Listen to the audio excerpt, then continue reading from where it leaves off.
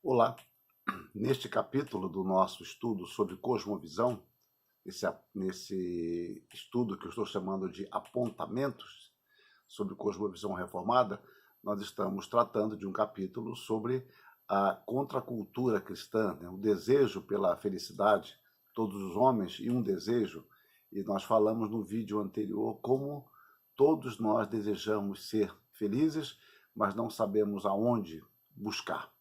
Agora, eu começo a desenvolver o nosso assunto, tratando deste tópico agora como tentação da autossuficiência. No paraíso, Satanás tentou os nossos primeiros pais por meio do desejo que certamente já cultivavam de serem iguais a Deus. Eles se esqueceram de todo o histórico de sua relação com Deus fiel, justo, amoroso e santo. O seu desejo falou mais alto aos seus corações. Paulo escreve aos Coríntios no Novo Testamento: mas receio que assim como a serpente enganou. Aqui a expressão que Paulo usa para enganar, exapatal, tem o sentido de desviar, seduzir, desencaminhar. Então, mas receio assim como a serpente enganou a Eva, com a sua astúcia, panorgia, ardil, truque, maquinação, trapaça, assim também sejam corrompidas as vossas mentes e se apartem da simplicidade e pureza devidas a Cristo. 2 Coríntios 11, 3. Paulo volta a tratar desse assunto de forma mais sumária em 1 Timóteo 2,14. A mulher sendo enganada, mais uma vez, exapatal. A mulher sendo enganada caiu em transgressão. O verbo, então, tem o sentido de enganar completamente, conseguindo totalmente o seu objetivo. De fato, o pecado é enganoso, dando-nos a impressão de plena satisfação. O pecado também nos indispõe contra a palavra de Deus. Ele nos torna insensíveis aos seus ensinamentos, avessos às advertências divinas. O pecado nos faz arrogantes, nos julgando autossuficientes, contentando-nos com os prazeres passageiros desta vida, distanciando-nos de Deus e de sua lei. Daí a orientação de Hebreus: exortai-vos mutuamente, cada dia, durante o tempo que se chama hoje, a fim de que nenhum de vós seja endurecido pelo engano. Pelo engano. A palavra apáter tem um sentido de fascinação, sutileza, mistificação. Então, para que nenhum de vós seja endurecido pelo engano, pelo fascínio do pecado. Hebreus 3,13. E na história nós podemos observar algumas ênfases que caracterizaram determinados momentos. Eu começo aqui apenas tratando en passant, o humanismo renascentista tentando a sua autonomia, tentando se libertar do que os humanistas chamavam de crendices medievais. Então, todo o pensamento humanista tem como propósito o homem ser autônomo. E é por isso que a filosofia ela é separada da teologia. Isso é apenas um elemento identificador. O trágico é que o homem, longe de Deus, tentou de todas as formas a sua autonomia, não alcançando a compreensão de que toda a vida é relacional. Portanto, se a Idade Média foi pretensamente o tempo de Deus, o Renascimento, em sua autonomia, foi o tempo do homem, ocorrendo aí uma virada antropológica. O Iluminismo foi o tempo da razão. O século XX, da ciência e da técnica. Hoje, não temos mais referências. O homem já não é o centro de todas as coisas, visto que não há mais centro. Estamos perdidos no espaço, ainda buscando a nossa satisfação. Sem absolutos, não sabemos ao certo o valor do homem e o seu papel no universo. Sem princípios universais, não existem absolutos.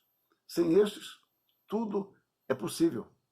Deste modo, sem conceito de verdade, a felicidade ficou circunscrita ao conceito de prazer de cada um, independentemente de princípios e valores divinos universais. Como escreveu Ravi Zacarias, ele mesmo, um ex-ateu. A realidade é que o vazio resultante da perda do transcendente é absoluto e devastador, tanto no sentido filosófico quanto existencial. O problema, então, da existência é uma questão basicamente metafísica.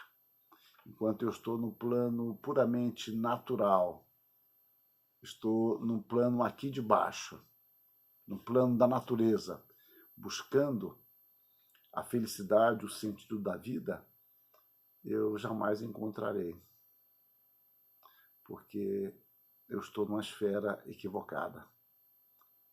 A esfera do sentido da vida,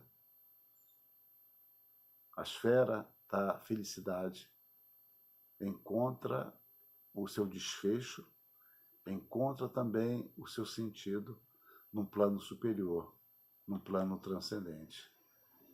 E a negação prática dessa realidade, da realidade transcendente, acarreta uma percepção errada e tristemente limitante da natureza humana. Por isso é que o homem, chamado de pós-moderno, dispõe diante de si de todas as saídas possíveis, porém nenhuma delas conduz ao fim necessário. Os seus pressupostos descartaram o único caminho real do significado da vida e do ser. O Deus, o Senhor, que é transcendente e é pessoal. Ao mesmo tempo, ele, em seu pretenso humanismo autônomo, não consegue encontrar um ponto de integração que confira sentido à realidade. Ele descarta Deus e agora, como eu disse, num plano material, ele tenta encontrar um elemento unificador que possa conferir sentido à sua vida e não encontra. Por isso o sentimento de constante de insatisfação e frustração. É como diz Alistair McGrath, deixar de relacionar-se com Deus é deixar de ser completamente humano. Ser realizado é ser planificado por Deus.